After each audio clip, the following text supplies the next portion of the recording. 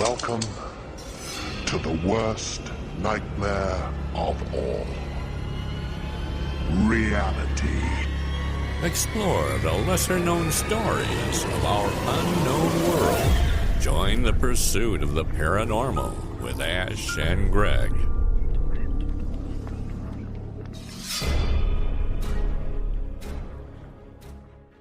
Hi Ash, how are you doing? Good, Greg. How are you today? Yeah, very good, thanks. So we are joined today by a gentleman, a filmmaker called Gary Arnold from Oxford, but not Oxford around by me, Oxford in Pennsylvania. And we're going to talk to him today about the journey he's been on to get to where he is today and his investigations and work he's been doing on EVPs. So we've talked about EVPs many times on this podcast. We've even spoke to somebody who'd done their doctorate at a UK university, and their thesis was on EVPs. So wow. We was quite impressed by that.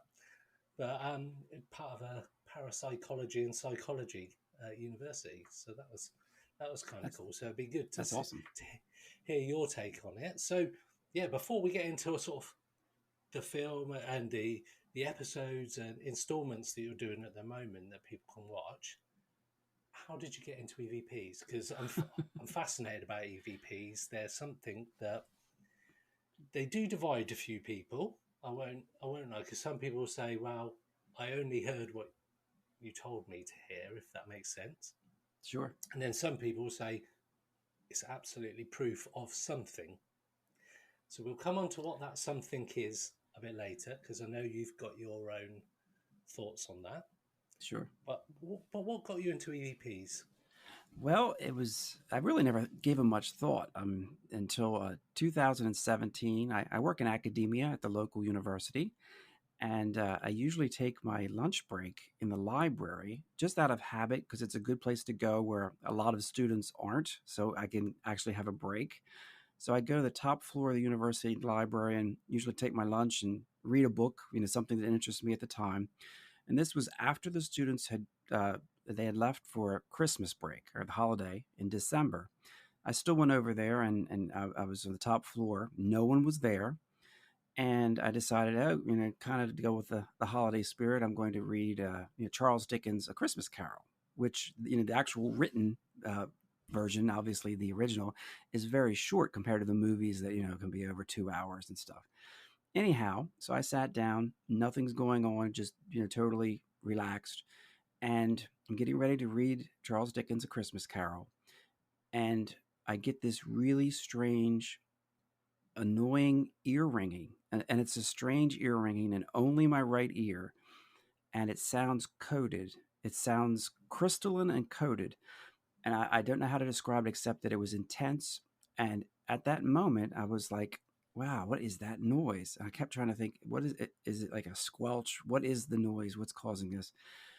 Anyway, I had in my pocket at the time an old track phone, an Alcatel A205G track phone. Now, my wife made me get a phone because she wanted me to be available anytime, anywhere, not just my office, but, I'm very old school.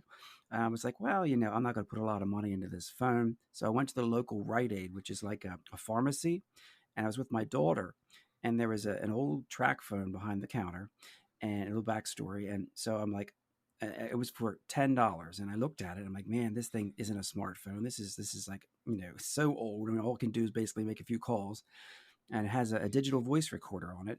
But I basically was able to convince the sales clerk, I'm not paying $10. I'll take it for $5. And she was like, okay, and she sold it to me for $5. Well, anyhow, that was in my pocket. Now, when I heard this strange noise in the university library, and I was getting ready to read, as I said, it was so annoying. I thought this thought came into my head.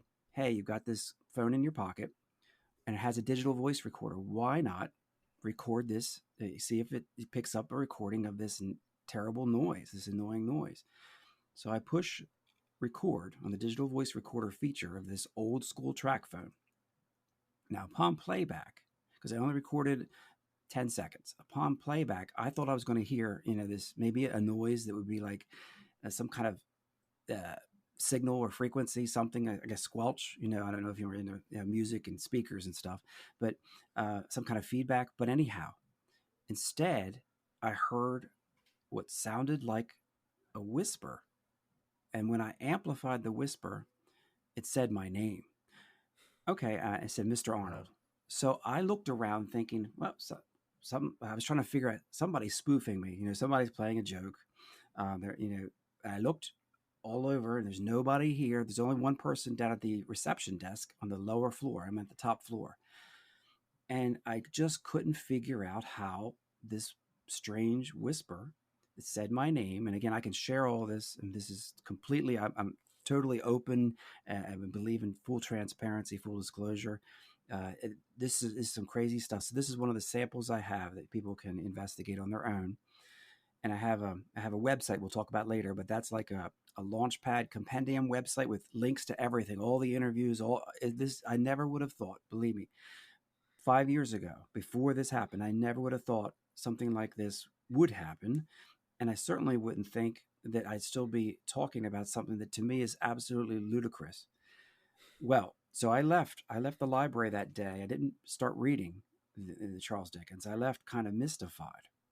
And curiosity got the best of me. So the next day at work, my lunch break, I went over and I thought, wow, could lightning strike, twice? Could this happen again? And it did. Wow. And it started to happen every time in the library. Now, I started getting interactions with it, and I was frightened at first, and I told my wife, I said, I'm hearing this noise in my ear, only my right ear, and I record at the moment I hear the noise, and upon playback, there are voices of different genders. It seems like. That interact with me, that talk to me. And I said, hearing voices to me is, okay, that's crazy enough. But I said, this is something different. So we went and I convinced my family physician. And again, this is all, I'm willing to share my medical records, everything to go on record to say I can substantiate every outrageous claim. But we went down the path to look for prosaic reasons. All right. Is there some kind of dementia, onset of dementia? Is there something even like over here, we have Lyme disease from tick bites. All right. There can be, if you have Lyme disease at advanced stage, once it's in your brain matter, it can affect you so that you have, vertigo, dementia, all kinds of hear voices and stuff. We went down every avenue, high contrast, detailed MRI, everything to try to get to the bottom of the mystery. To no avail. All right, I went to see a neurologist, a psychologist. We went through the brain scans. I started playing the clips to my family doctor, and he was taken aback too. And I would I would start going to the library, and I'd videotape as well my interactions, because it would happen almost every time I go. And I wanted to be able to see that I'm not having some kind of seizure, that there's not some kind of glossolalia where I'm speaking in tongues kind of nonsense. Because I've never been one to believe in hocus pocus.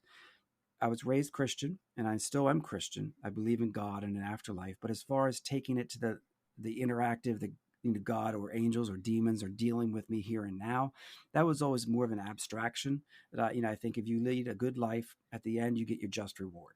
Yeah. And conversely, if you're a bad person, well, then you get what you deserve. And maybe we all deserve, to be in that category. Anyway, so once the medical establishment in my small circle started saying, well, this doesn't seem to have a medical reason. And once we started to expand on it, I started to interact with these ethereal entities, and I started asking them questions. Now, the fascinating thing about this is when you ask a question of the entities, upon playback, you will hear the answer 8 to 9 times out of 10 before you ask the question. So they're either telepathic or time as we understand it isn't legit. So this became something very fascinating. I would ask them questions like, okay, did you eat in your realm? All right. And they say they don't do that. You hear like a childlike whisper say they don't do that before I ask the question. I would ask it. Now, I'm a pigeon aficionado. I import pigeons from all over. I tropical pigeons. I have a rainbow pigeon, naturally tie-dye colored, really awesome. So I could start. I became so comfortable with these interactions that I could ask them questions. Okay, which pigeon should I sell? Or should I sell this pigeon? You will have a loud EVP at the beginning before I ask the question. When you listen to the playback, sell them. Now this is all, again, all free. People can access it, and I'm willing to take my evidence, as crazy as it sounds, as ludicrous, as nonsensical, and put it up through any kind of test, any kind of broad spectrum analysis. And I've had a lot done already. All right, prestigious scientists are looking into it. People are interested. I started to reach out to people who I said, "Does anyone have this experience? Anything like this experience?" So I started to do some work for these scientists. I would ask questions during my lunch break. I could ask a question for the scientists. All right, I would play. I would play, basically send that clip directly to the scientist, no interpretation, raw clip. All right, let's suppose it was a question about locating something on a picnic table out in Washington State. All right, what's on the table? The entities would say, and usually one voice at a time, they would say what's in the, let's say, in the pail or the bucket on the table in Washington State on a certain park bench, something like that, right? So, and the answer would be a battery, and it would be a loud and clear, a battery. Things that I could not access on my own, that there's no possibility I could know.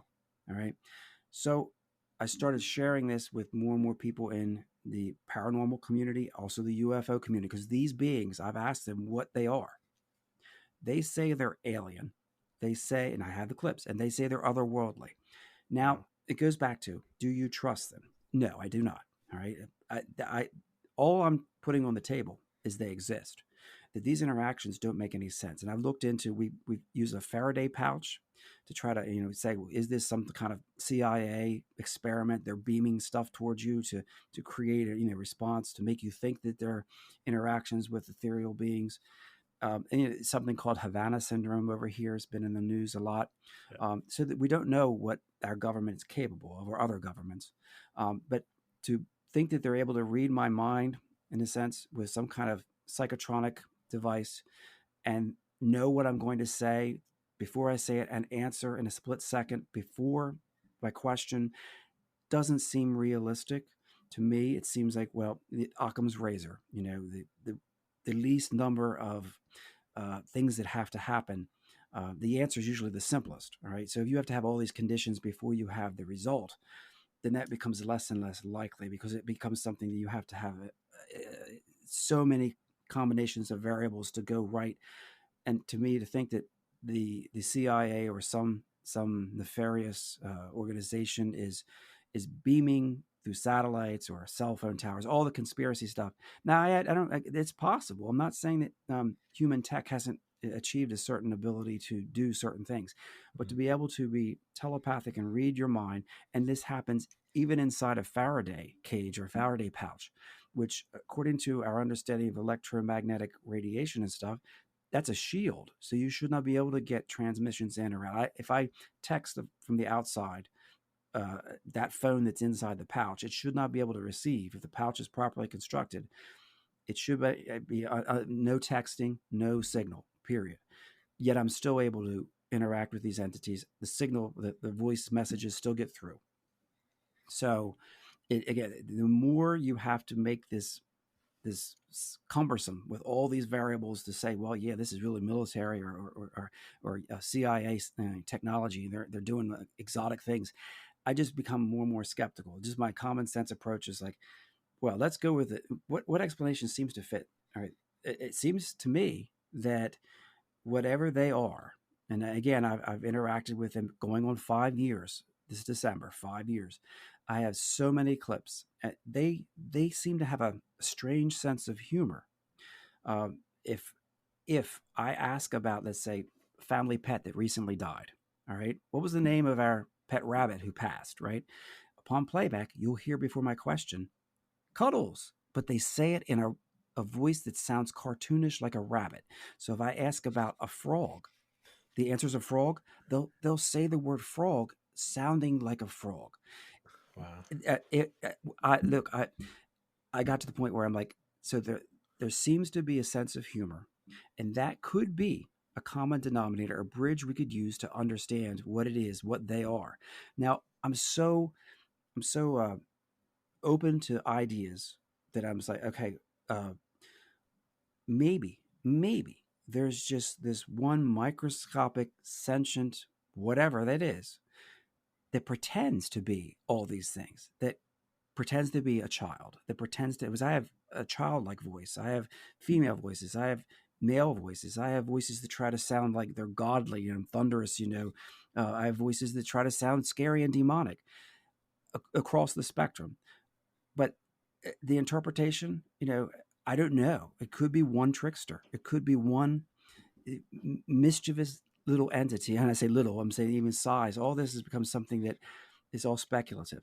All I know is this experience, as an experiencer, this has changed my life, changed my family's life. Now it's the new normal. Just like we got used to COVID during we had to wear a mask. The new normal is I asked early on in the first year, I said to the ethereal entities, that's what I call them. I said, am I stuck interacting with you in this library? That's it? And they said, no, just ask us and we will follow you. And I'm like, you're kidding. So I'm not tethered to the library at work, and I can be in the middle of the park. I can be talking about religious questions. I actually have them saying Jesus, like, who's that? I was like reciting some scripture. Um, I ask, why are you dealing with me? Right? The common sense first question, why are you bothering me? And I have them on recording, on record. I'm going to call it on record, saying, you're our favorite. Now, I consider that manipulative. I'm like, okay, yeah, right. I'm nobody special. I have no political aspirations. I have no real money. I work a regular menial job. I'm a staff member at the local university.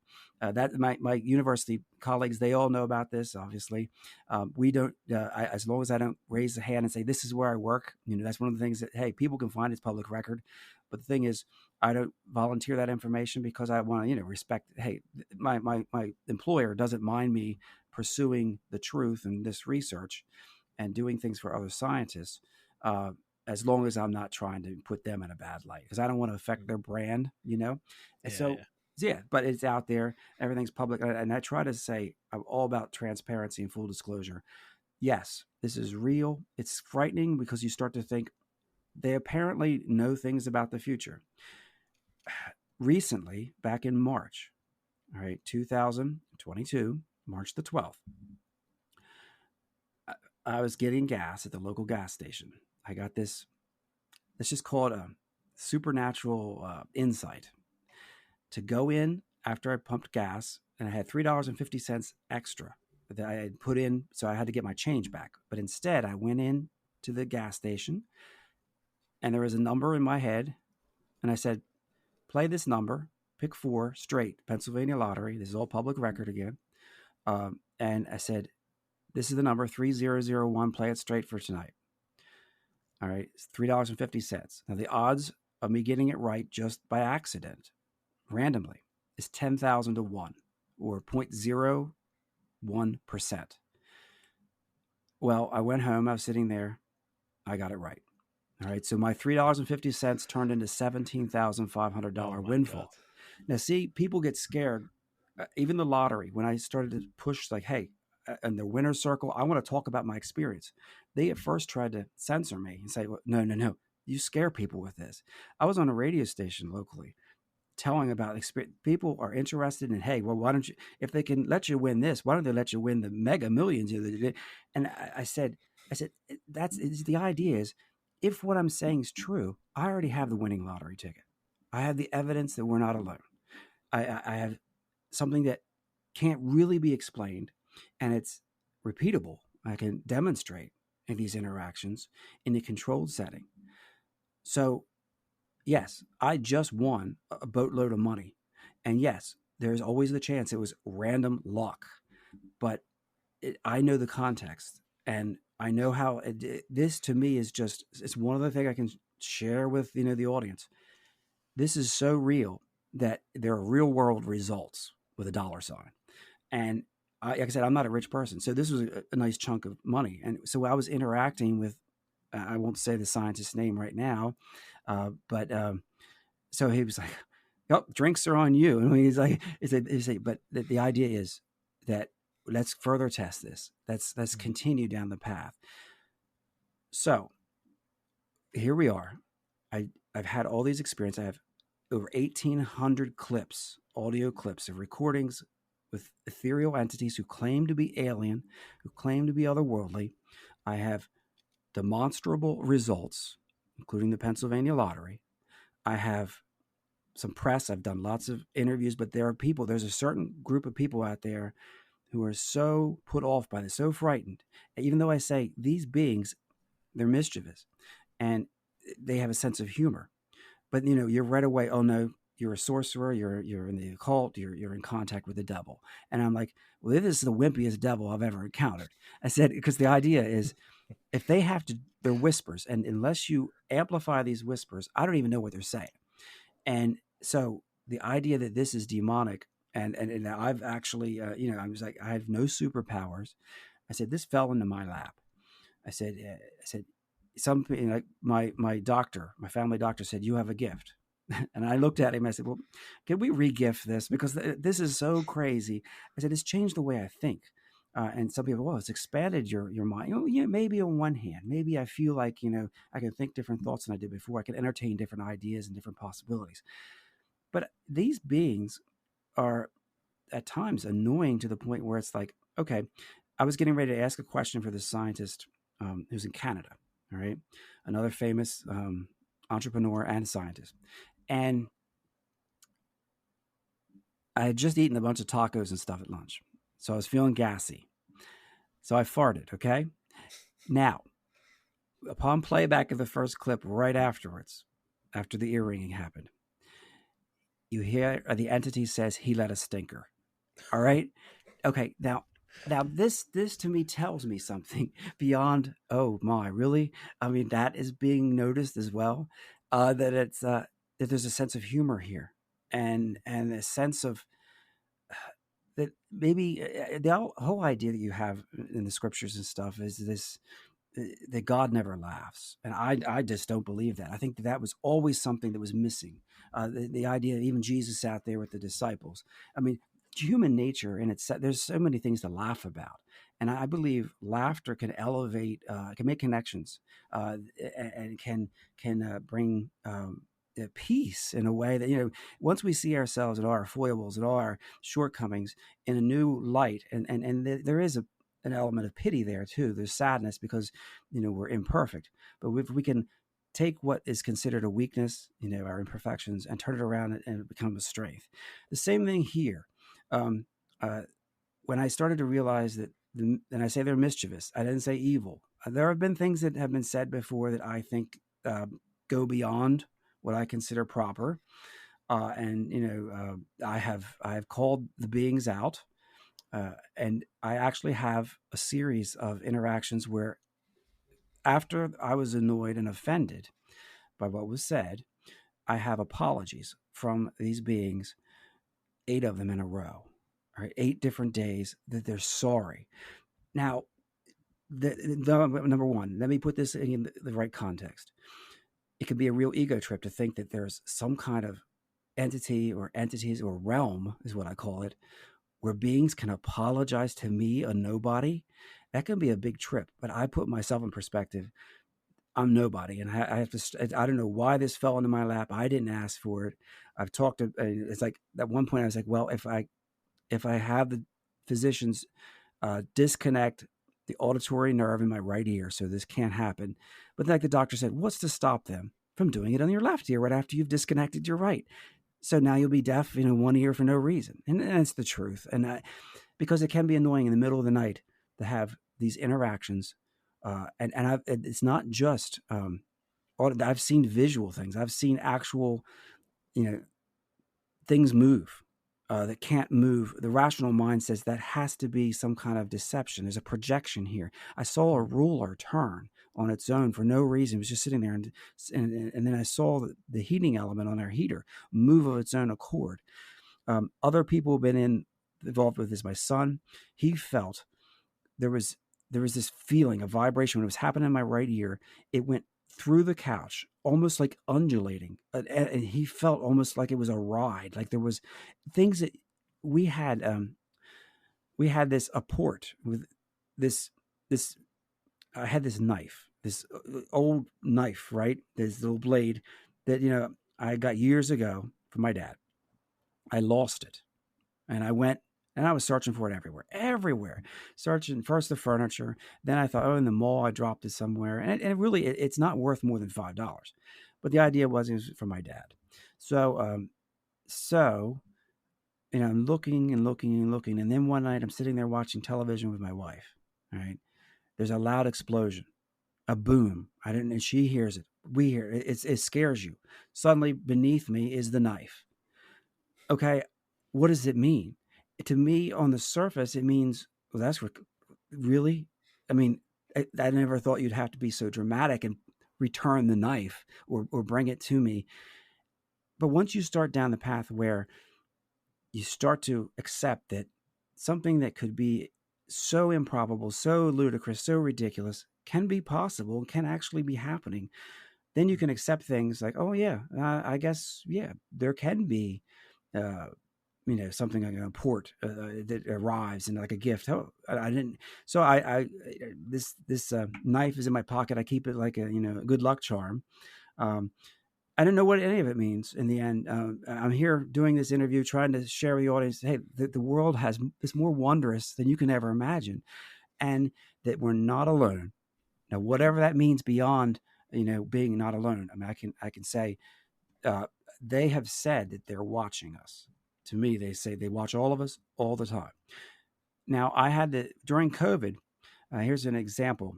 During COVID, our local school where our kids go to school, they were handing out food because we were all supposed to stay at home. And since the kids go to school, so we got in line in the vehicle, each of us in a vehicle, we'd be able to pull up and get a week's supply of lunches from the school. They were still handing those out. So we're waiting in line. The ear ringing happens. Now, I make a joke out of it too because it's become our new normal. And this was back in 2020. So it had been happening for, a couple of years already. Mm. And so I'm like, well, I better take this call, kids, just kind of playing it off. And I hold it up to my ear and push record.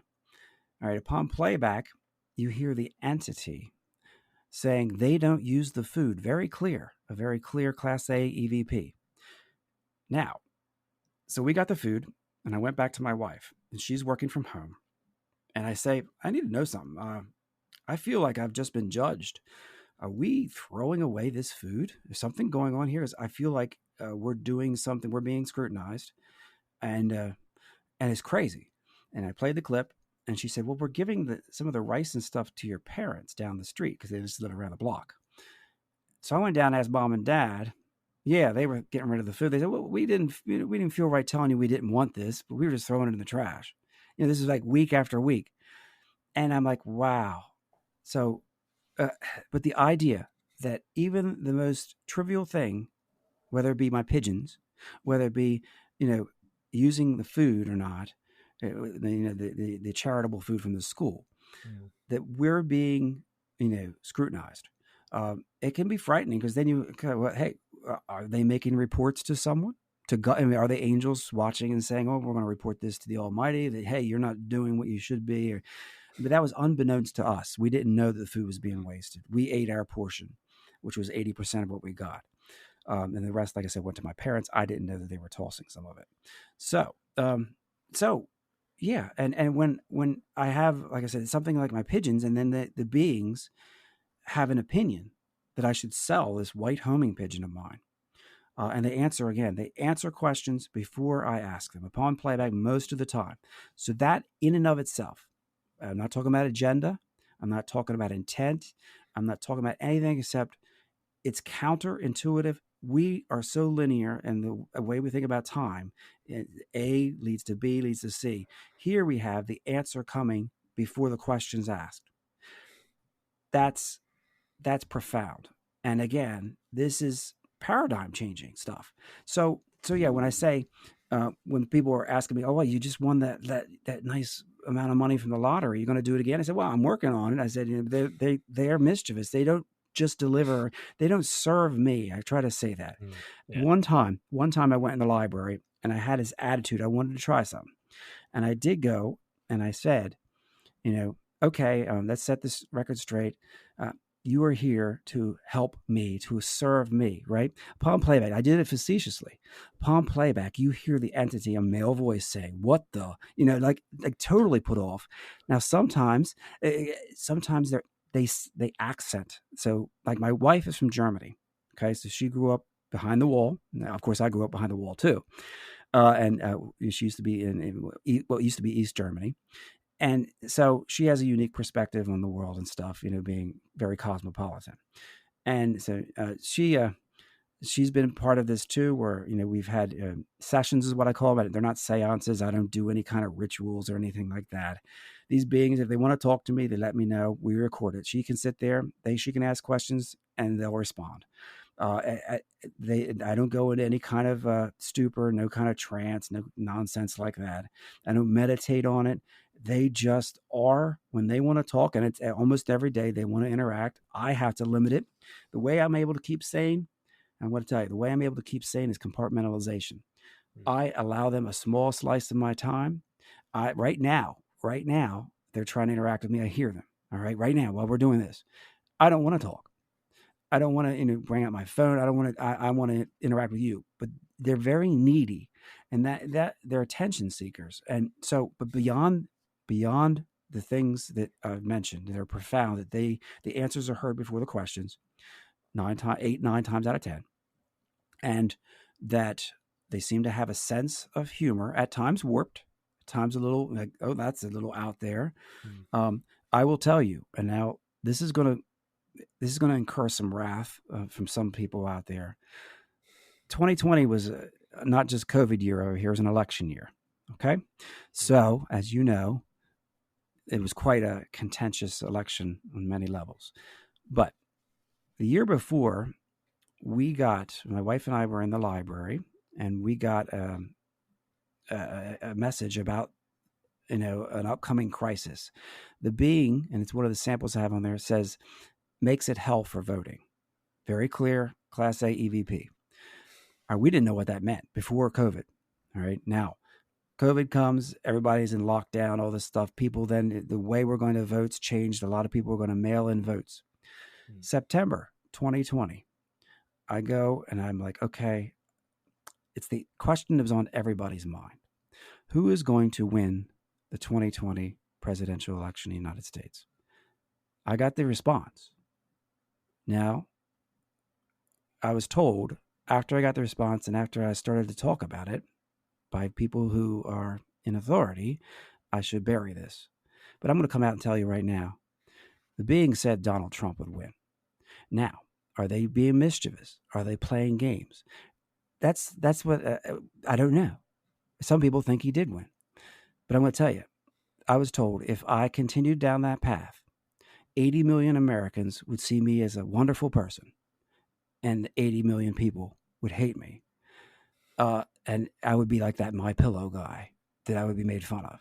So I backed out. I withdrew all that information that was no longer part of my portfolio, even though it's the truth, and I have the clips, and they've been analyzed. The beings say Donald Trump would win the election. This was in September 2020. Now, we all know how it seems to have played out. So that tells me, well, they're either very mischievous and they were trying to cause trouble, or they know something I don't, which just seems like I've asked questions about the future, obviously winning the lottery.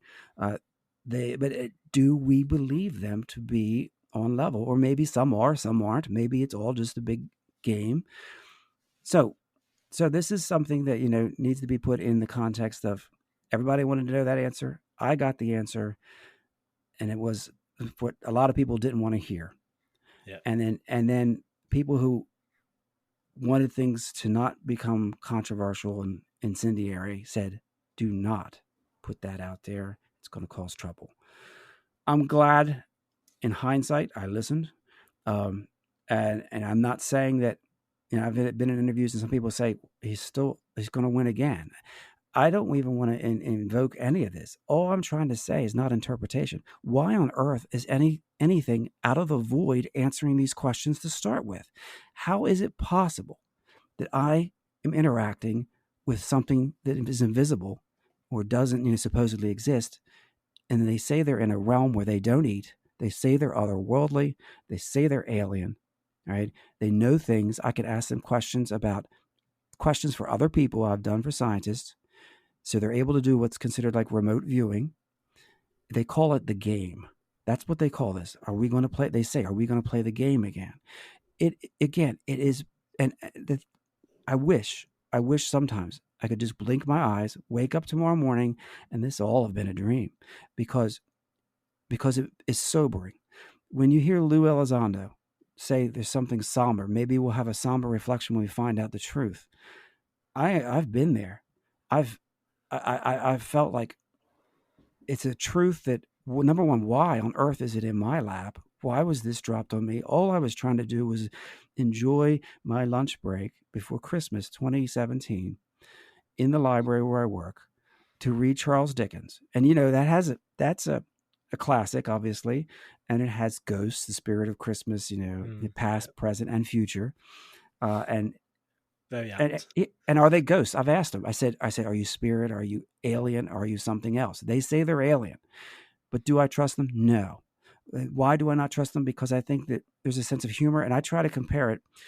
Now I'm dating myself, but in the 70s, late 70s, you have Robin Williams as Mork from Ork. All right. He was an alien, and he had a simple yet quirky sense of humor. That is what I've encountered, not Robin Williams, obviously. And they don't claim to be dead people. Some people, oh, you're talking to the deceased. No.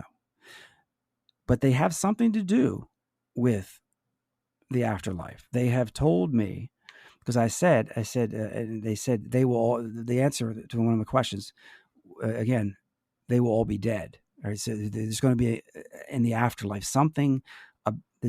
I don't know. I don't know if I tried to approach this stuff in a way that is semi-rational. I'm trying to apply, through my prism of how my understanding is. I'm a Christian. Sure, I have doubts. Any real Christian, any believer of anything, unless you're a robot or an automaton, you have doubts about, was that really sacred? Is that truth? I was reading aloud in the library. And it was the year 2021, because after I was back at work in the library, and I was reading the 23rd Psalm aloud as a test when the ear ringing was happening. Upon playback, so I'm going through, and you hear, and then you hear this voice come on and says, "I doubt it." All right. Now it's the only clip I've ever erased, because I guess it shook me, because if they're correct, if they're being honest, then something I hold as inspirational and sacred, maybe that's delusional on my part. Or, it made me think, well, is there something nefarious about this? And that, so I can conceive of all kinds of realities, and maybe that's another reason some of the researchers said, well, because I share my brain scans with people. That sounds pretty crazy, and I share all my medical information so people can say, let's look for a pattern here. Is there something going on in your brain that's unusual?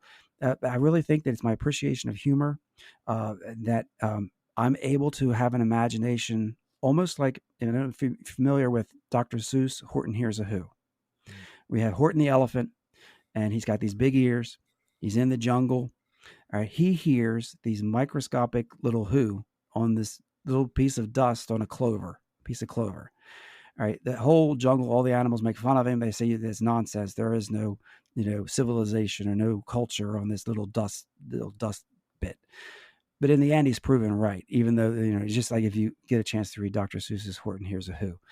I feel the same as that elephant sometimes. People don't get it. And they make jokes out of it. And I understand that's the way sometimes people handle things that are disturbing, upsetting, uncomfortable even. And the beings seem to, be tricksters and like joking too. So I'm willing to say maybe that's their way of making that connection. So I think, cosmic comedians, intergalactic tricksters, or what interdimensional, whatever. I've asked them about how many spacecraft do they have a flying machine like a UFO. I have an answer. They said at the beginning 8 of them. Now, have I seen these flying craft? No. All right. So again, there's an element of, well, I'm taking your word, but that's where that I can stand on this bedrock. I'm willing to put any scientist that you have the equipment to evaluate it. These interactions should not be possible according to our understanding of science. That's it. Anything more interpretation? Are they trying to lead us astray? Are they and there are big thoughts, but that's beyond the scope of what I'm doing with my documentaries. I'm just saying they exist. I know I can win. That's my winning lottery ticket, so to speak, for real, the big one. Because if I can show to the world that they are, and that's what they want. They've said again, they want the world to know that they exist. Right. Now, why do they want to know that? To scare people? Maybe. To make people think differently? Maybe. Are they like vampires that they feed on, psychic vampires feed on emotions? I don't know. I mean, is there such a thing as loosh, that, we're all part of the loosh farm where these entities get energy from us? Again, that's way beyond. I can say they've never threatened me. They've never told me to do anything bad or evil. But, someone could interpret, oh, you just shared the thing about Donald Trump winning the election. That's evil. I don't think so. I think you have to be able to entertain different possibilities, even as ridiculous as that, as a possibility that, well, okay, true or not, why are they saying that? Why is they're obviously sentient beings. They're aware of politics. I've asked questions for researchers when the United States responded we did an attack over in Iran. I think it might have been early 2020 before COVID really. Anyhow, I had this one researcher asking me, would Iran retaliate? So I went and I got the response, and yeah, they did retaliate, as you recall. Of course, we lied. The United States lied because we didn't want to scare people. Of course, that's the whole thing with the government cover-ups and stuff. We didn't want people to know that some of the soldiers in that bunker actually got concussions from the Iranian missiles that hit. So, we kept that, under wraps for a while. But yeah, the truth is, the truth doesn't need sugar-coated or anything. The truth, it is what it is. The beings have been right about things, independently verifiable, And again, the odds of me winning the lottery were ridiculous in that case. Ridiculous. Not impossible. All right. So I'm also going to say here, I have an open mind. There is always the possibility that CIA or U.S. tech is so far beyond anything we can even conceive of. And I don't know how we got there, maybe through some kind of seance or something, or stolen tech after World War II. Who knows? But I'm going to consider, Havana said, this could all be a part of a government or secret group, clandestine experiment. And, I went on the campus where I work, we have a military presence as well. There's so I went there and I actually asked questions about things. And not that I expected a straight answer, but just to start to feel out, are we possibly involved in anything here on campus that could have such similar applications? But I was told flat out no. And then some of my other sources who actually are in the aerospace military industry, they said no, that wasn't the case. So Havana syndrome and this, there are commonalities. My brain has not been affected in the sense that there's not been any. I have had MRI since I had one back in 2010. This is before that, and so I've had these MRIs done recently. They're sponsored by a different group of researchers. The high contrast, they get the data. And again, I don't have any signs of dementia. Actually, it's surprising. My brain is, and for my age, I'm 55. My brain is quite vital and young. And again, through no doing on my own, at least consciously. I just try to have a good life, and this is a small piece of that. And I don't know why. I'm not a spokesperson. I'm not a messiah. I don't have any aspirations or any. When I mention that about the political dynamic here, it's an odd coincidence. But again, the truth be told, all I'm standing on is that these ethereal beings interact with me in real time and seem to have glimpses of the future and seem to have a sense of humor, unlike ours in many ways, a little bit twisted. But at the same time, they want to make a connection. They want to be known that they exist.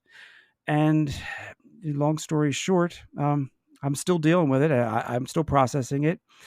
I don't know what the future holds, and believe me, if I could win the Powerball jackpot of 150 million, I would. I mean, who wouldn't? But I'm not selling my soul to the devil either to do it.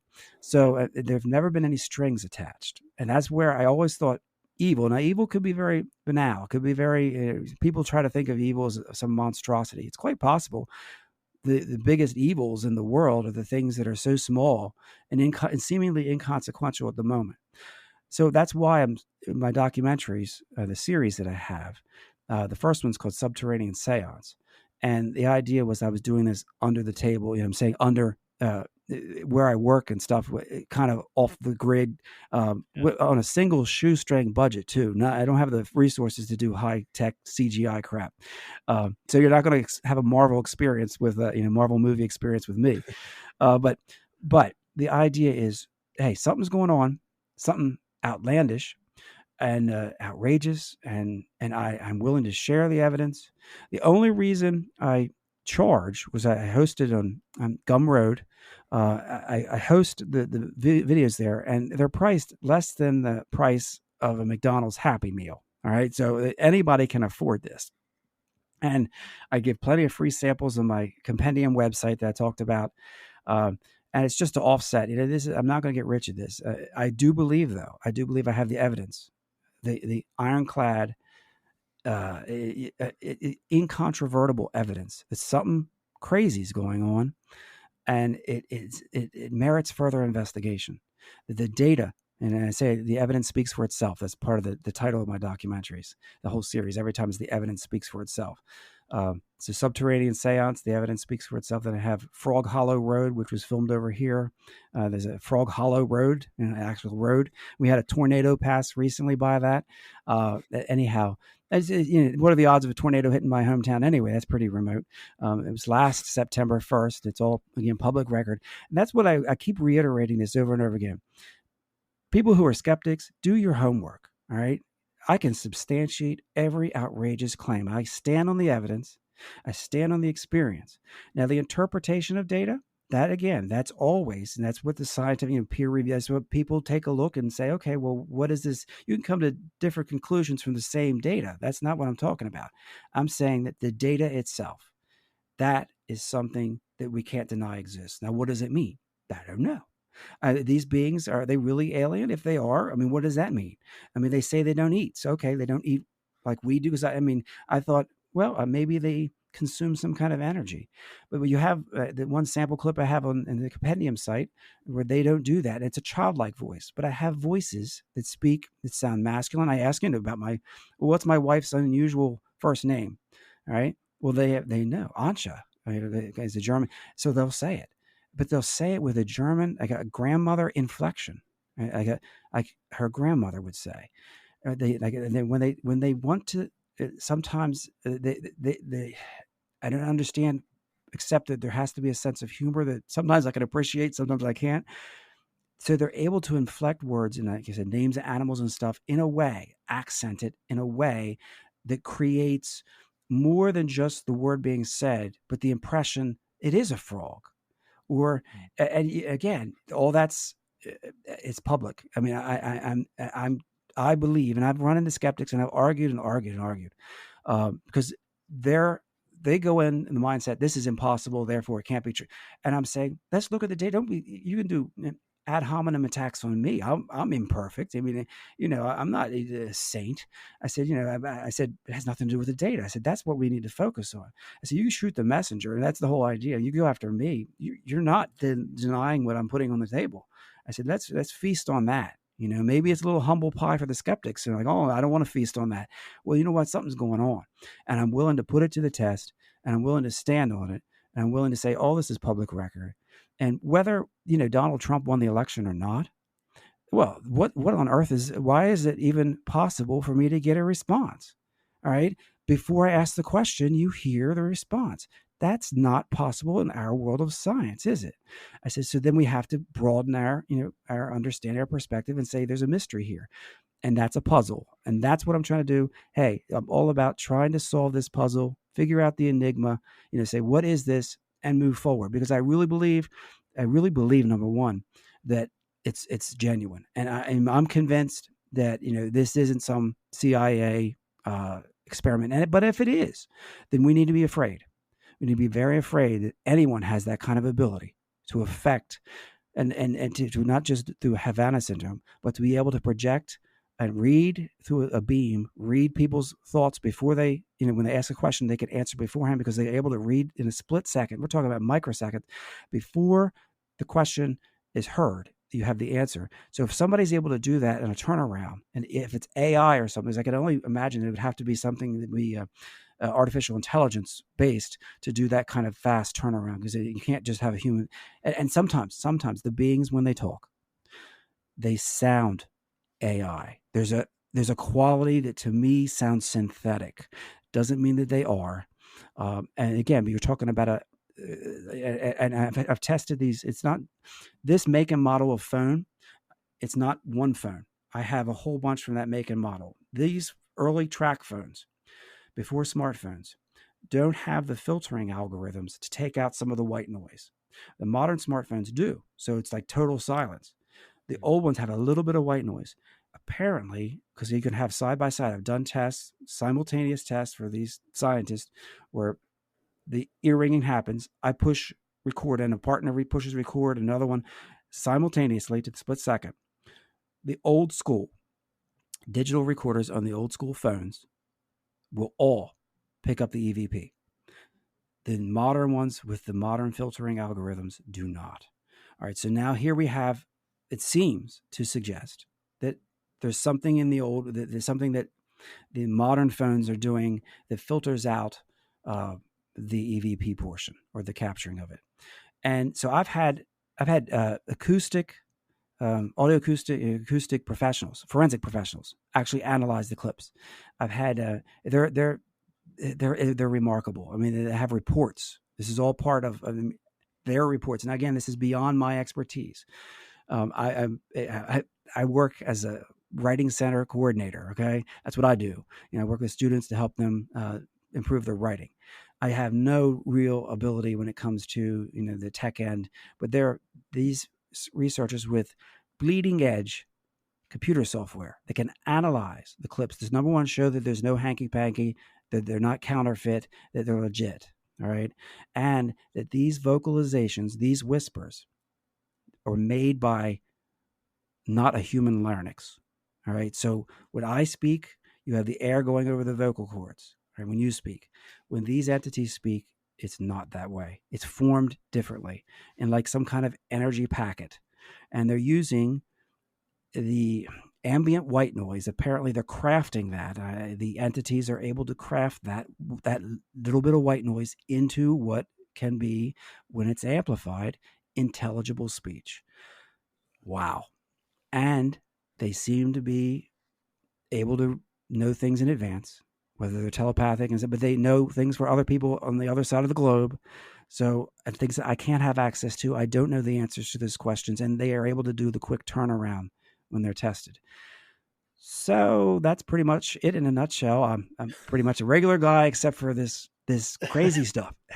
That's one hell of a nutshell. Yeah, nut is the word. Well, I mean, it's incredible, some of the stories and the stuff you said. Like I say, you have a lot of the evidence to back it up. Yes, absolutely. No qualms about showing your medical history and stuff like that, which is just amazing. Which you don't get that very often. Yeah, so including winning the lottery. I can show that too. I mean, much to Pennsylvania Lottery's chagrin, they don't like that. Well, you can understand their take on it. Yeah. Let's think for a second. If a person could see or have some kind of access to what the numbers are going to be in the future, then that throws into question is it fair anymore? If somebody has access to what the future holds, they have an advantage. All right. An unfair advantage over the regular person. So I can see that. I can understand that. But it doesn't negate the fact that, hey, it is what it is. And Let's not beat around the bush. There are no laws against it right now, and I'm sure if I did this consistently every day, I would be then put on a list of people who are not allowed to participate. Yeah. Almost Wouldn't like take long for him to do that. Right, almost like the card counters who go out to Vegas and stuff. Once you get the reputation, this person's he's gaming the system. He's able to figure a way around. Then that person's on a list. You can't play here. Yeah, for sure. I was wanting to quickly talk about skeptics, and obviously you've got a lot of the evidence to back up. Yep. When you say skeptics, is that scientists that you've talked to, or is it just like random people? It's I mean, Mick West would be a skeptic. All right. I interact with believers as well, scientists. Dr. Gary Nolan. I interact with people. I mean, we went to see Josh Gates, my wife and I, last October, and shared some information with him. So I'm trying to get the word out there. Right now, I've been pretty much focused on taking the outrageous evidence directly to the American heartland, all right, through interviews, through FM radio. And there are people call in from the audience, and they're like, this is a joke, right? I mean, you're a grifter. You're just trying, you know what, I wouldn't waste my time and my reputation to become that kind of person if I couldn't stand on the evidence. And the evidence is, and it speaks for itself, if something's going on here, I don't understand it. You're able to put it in a Faraday pouch. It still works. It shouldn't work no matter what. I don't know of anyone who's could credibly say, yes, we have the technology to read people's thoughts already and give answers about future events before they happen. I don't believe that's human tech right now. But I could be proven wrong. I'm always open to, hey, surprise me, show me that I'm wrong. And that's where, again and again, with skeptics, I've asked, please debunk this. Why? Because I'll sleep better. I actually would prefer that kind of, simplicity I had before, where I just had a regular life, because this complicates things. I have to worry about my wife and kids, their reputations. If you share with the wrong people, then you're going to be targeted. People at work can be uncomfortable because they're like, oh my God, this guy's in contact with aliens. You're kidding me. So and I'm talking about people from the ground, people who are landscape, the ground crew there, all the way up to the highest levels of the institution where I'm working. They're aware. So different people have different takes on it. And they're like, wow, they're at a loss for words. And I understand that. I'm there to I'm getting paid by them to do a different job. So this is my own research on the side. So any skeptics and stuff, yeah, I'm willing to share. Again, I have a compendium website, which has all the links to all kinds of stuff, including the documentaries, about lots and lots of free stuff that they can research. And it's crazy. But I go back and I'm like, there are people who they get hung up on one thing. So I could see somebody would extract from this whole interview, oh, this guy says that Donald Trump won the election because his spirits told him so. That's nonsensical. All I'm taking a stand on is that there was an answer that came before my question. That's the name that was given. I have no inkling of whether there's any validity to anything.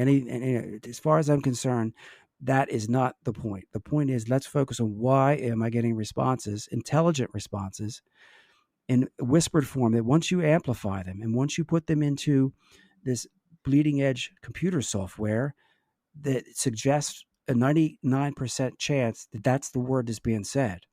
All right. That it says Donald, it says Trump. Okay. So don't argue with me. Yeah. Argue with computer software. But and they're going to say, well, computer software that was programmed by somebody. So that person may have an agenda. You know what? Granted, I'm going to say you always have to take a step back, but there has to be a point where you then create too many steps back that it's ridiculous to think that that's the truth way back here. And it's the same thing I said with Occam's razor. The idea of I have to make so many exceptions to get to, oh, this is the way it is. It's probably not true. All right. The least cumbersome, the one that requires the least number of variables is most likely going to be the right answer. Not always, but most likely, because it doesn't require you to take all these, the aliens are here on this spaceship, this day, the certain time. I'm just saying, I see patterns, and it's human nature to hear patterns. And we can go back, you understand when pareidolia is a real thing, right? People see pattern, and we're wired since we're born. An infant can see a face in a number of pixels and stuff that are shaped in a certain way, or they can see, and we can hear what we want to hear. That's why I rely on the audio forensic professionals to evaluate it. I rely on their analysis, their reports, because they're independent of me. All right. And I'm saying their software, if it comes up with the same answer, well, there's a consensus. Now, is it absolute? Is anything absolute? I mean, when this first started, honestly, I thought, I have to be dreaming. This can't be the real world. And then I started thinking, maybe I'm in a coma on some hospital bed, and this is all some kind of electronic fantasy because they plugged all this crap into my, I just could not wrap my brain around it. But the more I thought of the real me, that the essence that is me, the essential me, said, well, you're creating all these elaborate things to try to rationalize this instead of just embracing the simplicity of, hey, you're interacting with something, you don't understand it. They say they're alien, they say they're otherworldly, they can be mischievous. Take it for what it is. You win the local lottery, the pick 4 lottery, because you picked the right number that moment, on a supernatural hunch. Take it for what it is. When you start going too deep into stuff, that's when you can stress yourself out and say, oh my God, there's this huge conspiracy. There are nefarious elements in our government, maybe a government within the government, a deep state, and they're doing all this stuff to control us. You know what? That's possible. I'm rational enough to say that is still a possibility, although I think it's highly unlikely. I think it's more likely to me what resonates, and that this whole thing about frequency in my ear and stuff. And believe me, I even went to an ENT, an ear, nose, and throat specialist. I have all the medical records. My hearing is actually improved since this began. Don't ask me why. I don't know. They've studied my hearing. It's actually getting better. What does that mean? I don't know. I wish my vision was getting better, but I've been wearing these reading glasses. But somebody told me, this one scientist, he said, Gary, they've chosen, and when I say chosen, I don't mean I'm special. They selected you because you're willing to have an open mind and be open to the possibility. And that's the realm they live in. They live in this possibility. They live in a realm where there is humor, as sometimes I don't understand it, where there is somehow a way of seeing into the future, at least short term. But I've had questions asked that, they've asked me about, scientists and researchers, and I'm sure that they are CIA. I'm not stupid, asking about Putin and stuff. And I've sent them the answers. So there are people out there who believe it enough to indulge me. That they believe there's some kind of credence, some credibility to this stuff, that they're willing to say, hey, we've got this special question. Please don't share it with anybody else. Here it is. I don't know what's going on behind the scenes. The Wizard of Oz, the man behind the curtain. I don't know that. I'm able to sleep at night because I believe, as a Christian, that God, a loving God, a creative God, is through all things, everywhere, is here, accessible now. And if I believe in my heart and the goodness will triumph over evil, I really don't have anything to worry about. That and yeah, when the documentaries that I made, those short documentaries, they're each about 30 minutes long. They explore, well, if these beings are whispering in my ear, which obviously I can only interpret the whisper through these recording devices. I can't do it because I don't hear words. I hear an annoying signal, a strange coded frequency, crystalline sounding. It makes you wonder, well, if they're whispering in my ear, what if they're whispering in the ears of world leaders? And what if they're whispering things to cultivate a climate of fear and concern, and maybe inspire people to do things that they wouldn't of their own? Well, those are certainly legitimate concerns. I mean, again, they can inspire you on one hand, but what if there's a certain segment of this group of whisperers or entities or whatever that are actually, they're diabolical? I mean, I'm willing to say, yeah. So you have to, but going back to the scriptures, you have to test the spirits, right? I mean, see if it is it. Do they proclaim that the goodness and mercy and peace is something to strive for, or are they beings that want war and destruction and belittling your your neighbor and being a racist and stuff? So yeah, I mean, look, I think I'm pretty open minded, but I'm also pretty clear minded. At times that I've encountered a couple of these interactions that have been very negative, I have turned them off. And guess what? Afterwards, I get the apology. Same thing. The idea that one clip that I erased, but I'm saying it. When they called into question my faith through the 23rd Psalm, uh, I erased it. In hindsight, it's not the offense that at the moment it felt like, because I think that, like a lot of things in life. I mean, when I say things, it's not a sin to be tempted. It's not a sin is to carry through with with that temptation and to actualize it in your heart at least. So that's where Jesus was tempted. And in my understanding, he was tempted many times in the desert and turned these stones into bread, and when he's hungry out there fasting. And so I believe in goodness. I believe in love and hope, and I cherish my family. But this message needs to be put out there as well, that we're not alone. And whether these are alien or not, I don't know. But I'm just saying, hey, I have really compelling, beyond compelling evidence that says we are not alone. And I'll stand on that, and I'll have people evaluate it to the nth degree, figure it out. Because I can only do so much. I'm convinced. I'm a believer. I was a believer to start with, but a believer in aliens interacting with me or whatever they are. No, and when this has made me a deeper believer in some things, and that's the message, that we're not alone, and what we do with that, well, that's up to you. Great message. So where can we find your documentary and your website? Yes.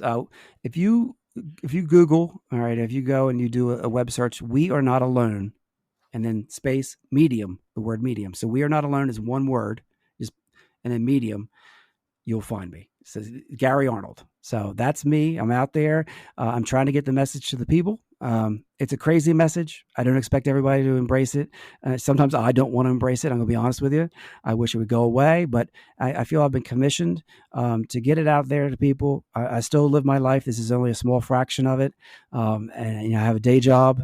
I'm not getting rich at it, but I think if you check out the documentaries, it also comes, once you check those out, you get access to the actual forensic reports, professional reports, and their conclusions, and you get an in-depth analysis of everything.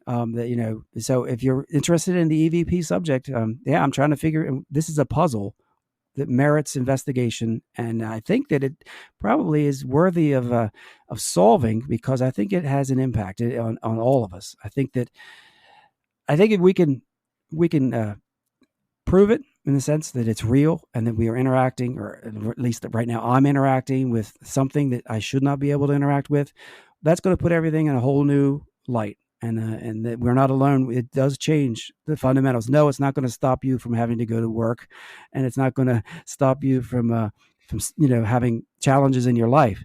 But maybe you can also take heart that we're not alone, and there are entities out there that seem to be also caring about us and wanting us, cheering us on to do good, and to taking note, and maybe even sending reports on to the Almighty. Who knows that when we come up short.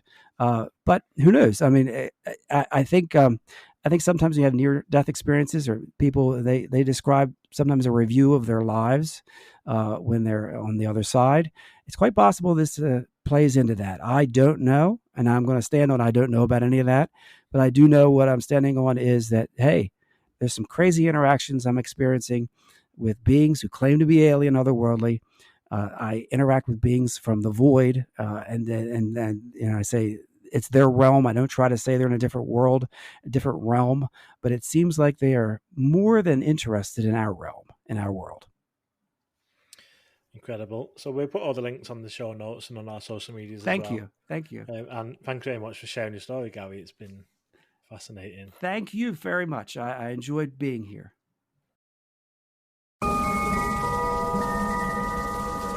pursuit of the paranormal with Ash and Greg.